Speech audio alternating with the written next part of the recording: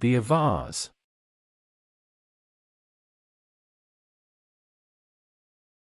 The Empire of the Steppes. A History of Central Asia. By Rene Grousset.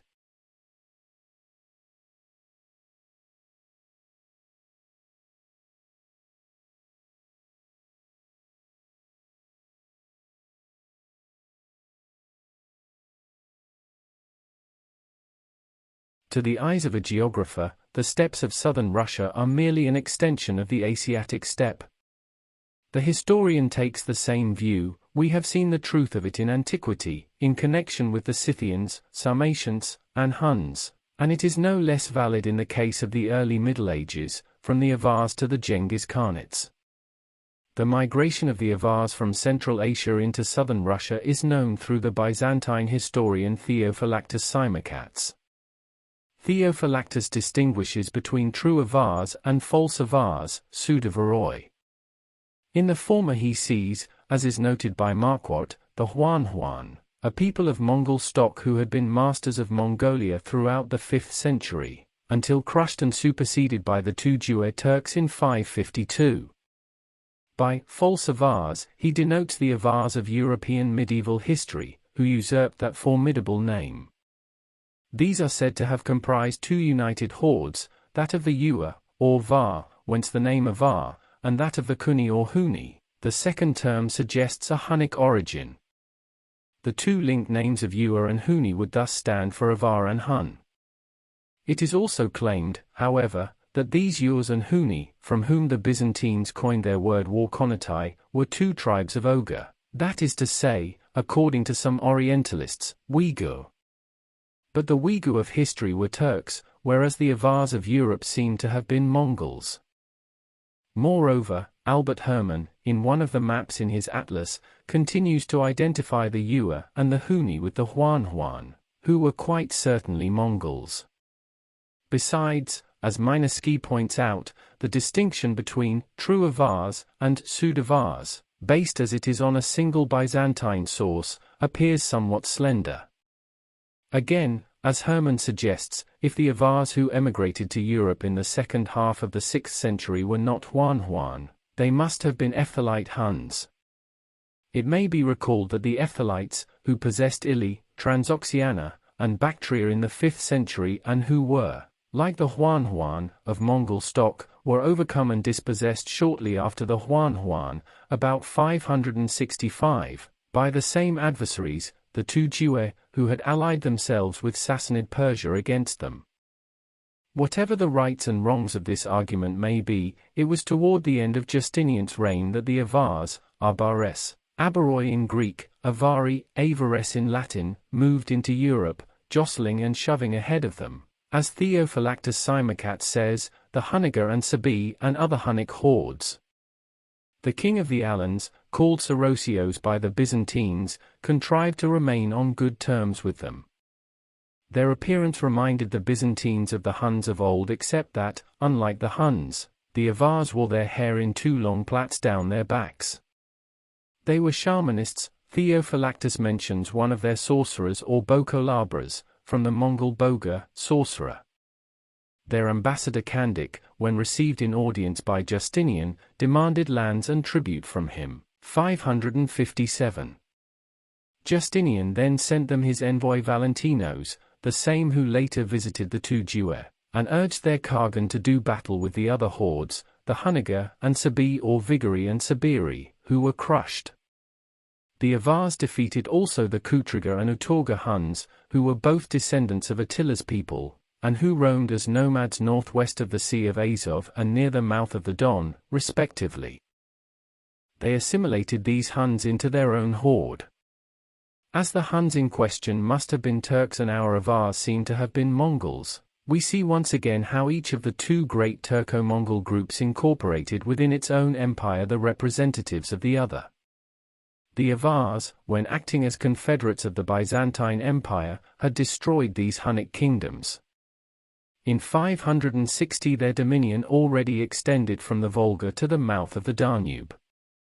Their Khagan pitched his camp of chariots on the north bank of the latter river. In the north he crushed the Slav tribes, Antes, Slovenes, and Wends. In the west he penetrated Germania and was beaten at last at a great battle in Thuringia by the Frankish king Sigebert of Austrasia, grandson of Clovis, 562. The Avars surged back again toward the Black Sea. Shortly afterward, about 565, a very able Khagan named Bayan ascended the Avar throne. His name, as Pelliot notes, seems specifically Mongol. Like Attila before him and Genghis Khan after him, he seems to have been a calculating and astute politician rather than a strategist. In 567, in alliance with the Lombards, a Germanic race settled in Pannonia. He destroyed the Gepidi, another Germanic race, of Gothic stock, who were established in Hungary and Transylvania. Hungary was occupied by the Avars, and Bayan set up his royal encampment near Attila's old capital. Thus, in this Hungarian plain which throughout history has figured as the extreme prolongation of the Asian steppe, the chain of Turco-Mongol empires was revived. The Avars now reigned from the Volga to Austria. This unlooked-for expansion of the Huan or Ephthalite bands which had escaped the armies of the Tujue greatly displeased the latter. They therefore complained to the Byzantines about the treaty made between Justinian and the Avars. When Tardu, the king of the western Tujue, received the Byzantine ambassador Valentinos in 575–76 on the Upper Yildiz north of Kucha, he reproached him bitterly for this pact. Menander quotes him as having said, "Let those who are Kuni but dare to await my cavalry, and the mere sight of our whips will send them fleeing into the bowels of the earth. Not with our swords shall we exterminate that race of slaves, we shall crush them like the meanest of ants beneath our horses' hoofs." In 576, to punish the Byzantines for their relations with the Avars, the Tujue sent a detachment of cavalry under the command of a certain Bokhan into the Russian steppe, where, together with the last chief of the Utorga Huns, Anagai, they attacked the Byzantine city of Bosporus or Pantikapaeum, near modern Kerch in the Crimea, at the entrance of the Sea of Azov. In 582, the Khagan Bayan opened hostilities against the Byzantines and seized Sirmium, Mitrovica, a bridgehead on the Sava. Under pressure from the Avars, some of the Bulgars, a people of apparently Turkic stock, who may have descended from the Kutriga Huns, settled in Bessarabia and Wallachia, whence the arrival of the Magyars would later cause them to emigrate to Moesia, which they would make into a Bulgaria. In the west, Bayan, the Gaganus, as Gregory of Tours renders his Mongol title, resumed his struggle with the Franks about 570, and this time beat Sigebert, the king of Austrasia. Bayan then attacked the Byzantine Empire once more, took Singidunum, Belgrade, and sacked Moesia as far as Anchialus, near Burgas. In 587 he was defeated by the Byzantines near Adrianople, and for a time remained inactive. In 592 Bayan made a fresh raid, captured Anchialus, and ravaged Thrace as far as Zurulum, Corlu.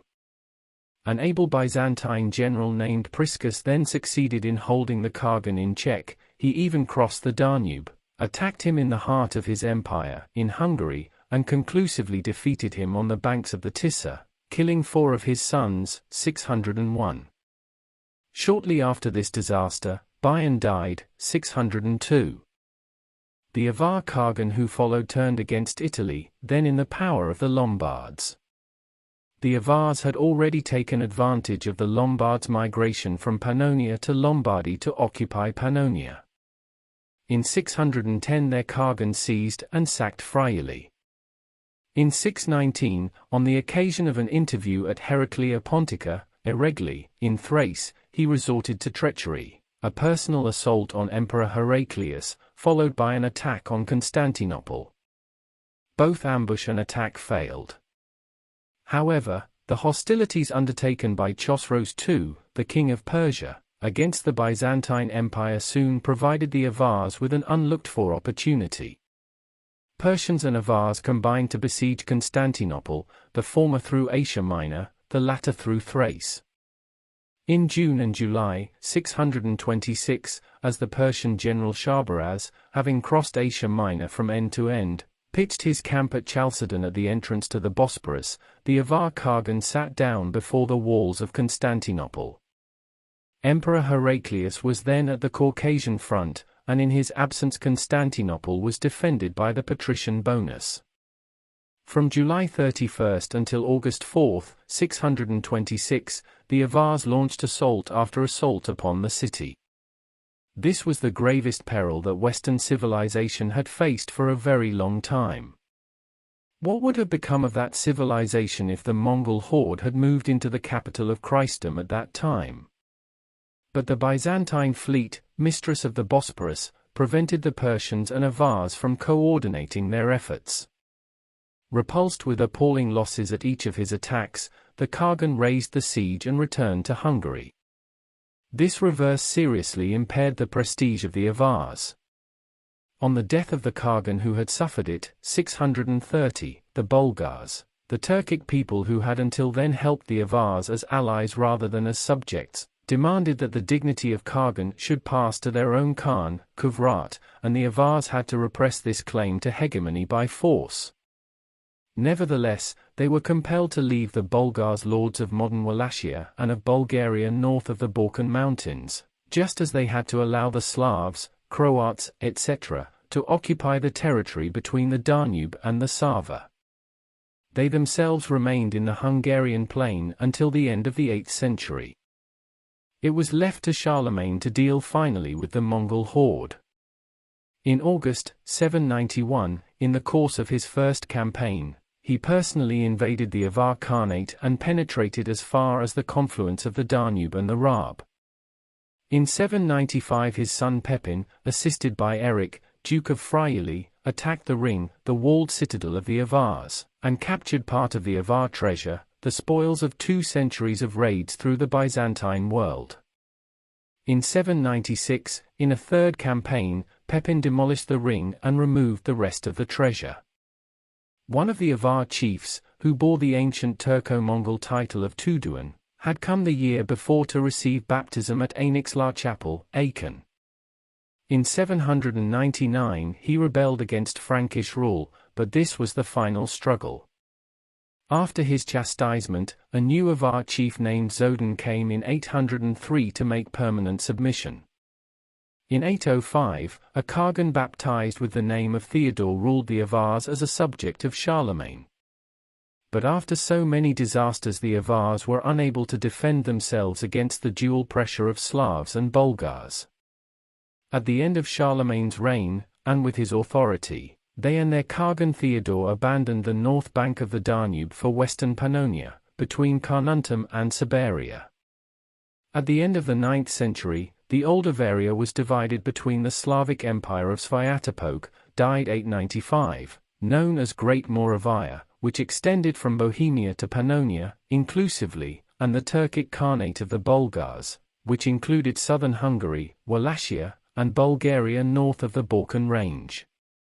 The Bulgarian tribe of the Onogunda or Onoga, destined perhaps to give its name to Hungary, occupied in particular the region east and south of the Carpathians. The Avars were not without an important art of their own, as attested by archaeological finds in Hungary. It is a branch of steppe art, with distorted motifs of animals and above all of spiraling geometric or plant motifs gracefully interwoven, producing solid decorative effect. The objects, usually in bronze, consist, like those of the traditional steppe, of belt plaques and buckles, ornaments of equipment or harness, hooks and fibulae. It is particularly interesting to note the close continuity of these Avar finds of Hungary with similar bronzes discovered in the Ordos, in the Great Loop of the Yellow River, and dating from the period of the Sung Nu, Huan, and Tujue. Among the richest of the Hungarian sites may be noted those of Keszthely, Suni and Nemesvolgi, Parhapuszta, Songrad and Szentes, Shilogisomlio, Dunapental, LL, and Kiskoros.